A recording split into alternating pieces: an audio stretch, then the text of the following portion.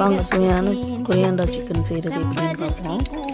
எண்ணெய் ஊற்றி பட்டை, கிராம்பு, சீரகம், சோம்பு, மிளகு, முந்திரி, பச்சை மிளகாய், மல்லி, வரமல்லி, தேங்காய், பச்சை மல்லித்தலை எல்லாம் போட்டு நல்லா வதக்கி தனியாக எடுத்து வச்சுப்போம். அப்புறம் நெய் கொஞ்சம் ஊற்றி, எண்ணெய் கொஞ்சம் ஊற்றி அதில் பட்டை, கிராம்பு, பிரியாணி இலை, சோம்பு, வெங்காயம் போடையிலே வந்துட்டு மிக்ஸி போட்டு நல்லா செஞ்சுப்போம்.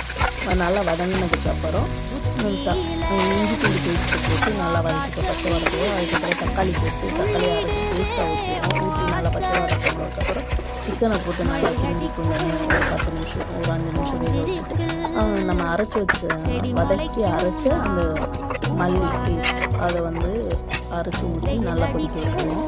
கொதித்தோடனே ஒரு பாதி லெமன் ஊற்றி நல்லா கறி வேக வச்சு இறக்கிட்டோம்னா சுவையான கொரியாண்டா சிக்கன் ரெடி.